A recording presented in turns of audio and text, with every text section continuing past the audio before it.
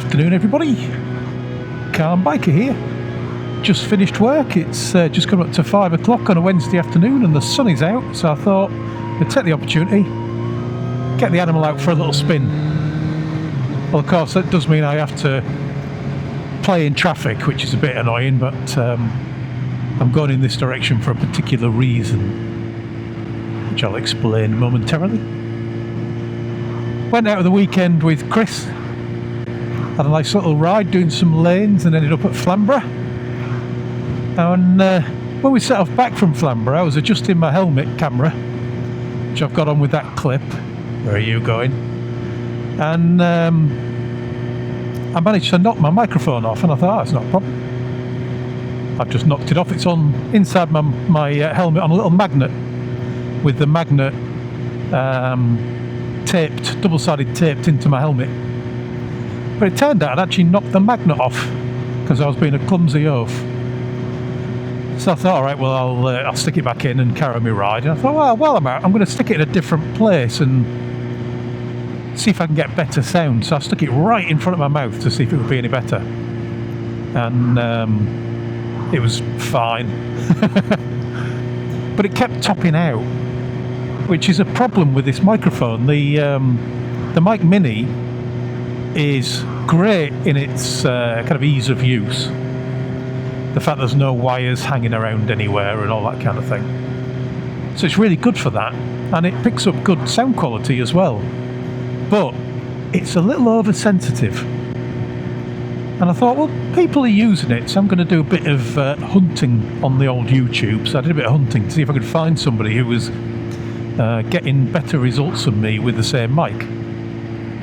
And I found somebody. He's an American vlogger called Cycle Vybz, spelt in an interesting way. So I'll pop a link down below. And he's using the older version of the camera. He's using the Osmo 4.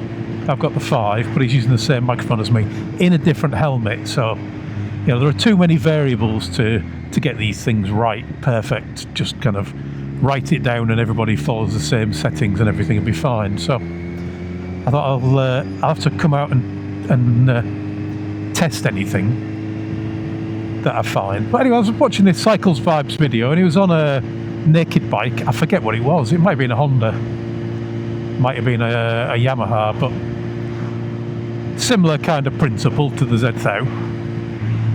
And he was saying about how he had a secret trick for getting his microphone better, and he was explaining the same thing, that the microphone's too sensitive. And while he was doing it, he was out on his bike vlogging with very clear sound at 85 miles an hour. Now if I get above 60, it all starts to break up, which is why I'm coming this way, because I'm coming to a 70 mile an hour road to try his secret tip, because it wasn't that secret. He said what it was at the end. So I'm going to get to this 70 miles an hour road up here, and I'm going to ride down it and do a bit of talking, and we'll see what it sounds like. And if it sounds all right, I shall explain his tip to you, although I've done it ever so slightly differently to what he did. Anyway, I'm a few minutes away from that road, so I'll shut up until I get there and carry on when I can go a bit quicker.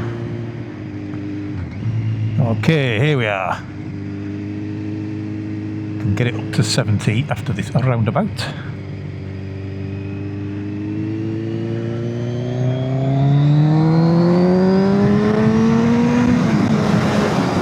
So yeah, about 70 miles an hour now.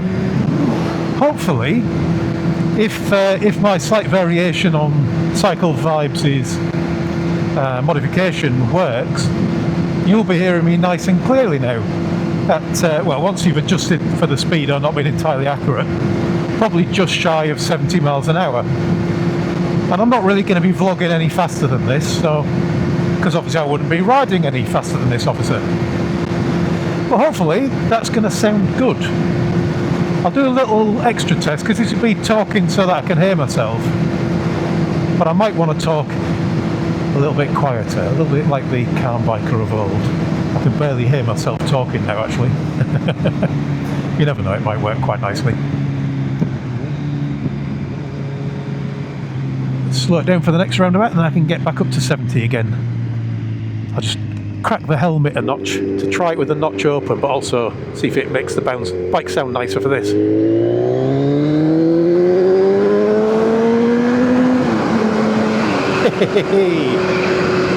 So this is riding at about 70 miles an hour with my visor open a notch, which I don't do anywhere near as much as I used to, because the notch on this helmet is a little bit too wide when it's just open one.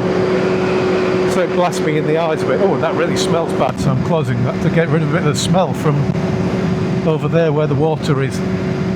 So I'll try and explain what it is I've done and what Cycle Vybz said to do, if this has worked. If it hasn't worked, this video won't be up, so, you know, if it's not at least better than it was. What he did, the Mic Mini is in two parts. There's the microphone itself, and then there's the little wind jammy thing, the dead cat as some people call it, which on the Mic Mini is like a fairy little dealie with a plastic clip on it, and it clips onto the microphone so that it can't possibly fall off. It's not like my old Drift where it was just kind of pushed on and it would fall off all the time unless you put an elastic band on it. Now the bit where it clips on the microphone, there's holes that are there specifically, obviously, to let the sound in. And on the clip-on bit, on the dead cat, there's like a round hole about the size of a hole you'd get on a standard kind of office hole punch, and that goes over those holes on the microphone, so that basically all of the noise that's going in is being ferried through those holes, and the wind noise around is kind of deflected and softened by the fairy bits and whatnot. You know, I'm no microphone expert, so as you've probably just worked out. Now, he was saying it's too sensitive. It's fine for normal use, but when it's right next to your mouth inside a helmet, it's too sensitive. So he got a piece of, well, I don't actually know what you call it, but you know when you buy something and you have it delivered and it might come in polystyrene packaging but then have a bag inside. Not a plastic bag as such, not kind of your standard kind of plastic bag anyway, but it's almost like a soft, almost like polystyrene but really thin and flexible. Hopefully you know what I mean. It's the kind of thing that'd wrap a TV screen in, or a monitor screen or something like that, before it goes into the main packaging. So what he did was he cut a little square out of that and he put it across the top of his microphone and then clipped the dead cat on top. And that just deadened the sound enough that when he's yelling at his microphone inside his helmet, it really sorted the noise out. Really, it made the peaks on the little bar that goes across on the screen lower, so it never got into the bit where it was actually topping out completely. Now, I couldn't find any of that exact material that he used, but I did have something slightly similar which I tried in the house, but I found it deadened the sound too much. It took my S's away, something that wasn't happening to him, so I'm assuming that it's because mine was a slightly different material. But Mrs. C is very crafty. She used to do her own little business making handbags. So I said to her, have you got any material, any felt, something like that? And she said, I've got loads of felt. I said, can I have a little bit? And she went and got a roll that looked like it was about a yard of felt. I said, I don't need that much. I need a bit about the size of a hole punch, the piece of paper that's punched out. So I've got this tiny, tiny little bit of felt, and rather than sticking it onto the microphone and then clipping the dead cat on, I pushed it into the hole in the dead cat, and it's slightly fatter than that hole, so I was fairly confident when I clipped the that sound muffler thing back on.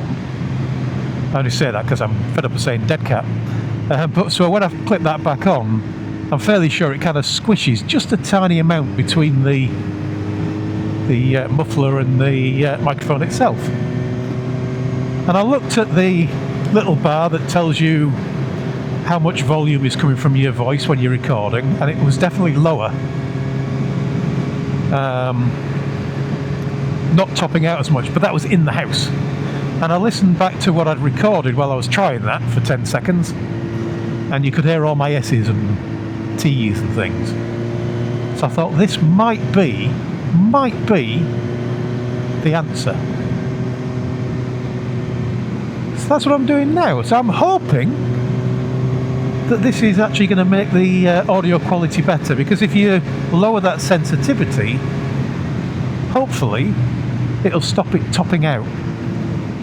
I can't do much about the wind noise versus my voice, the old signal to noise ratio as it was, but I think I'm fairly happy with that in general. It's just that when I go quicker and then naturally talk louder as well, so there's more wind noise and more of me shouting, it was actually starting to break up before, and that is where really it kind of gets, the quality's too low, and I'm not happy about having that as my audio.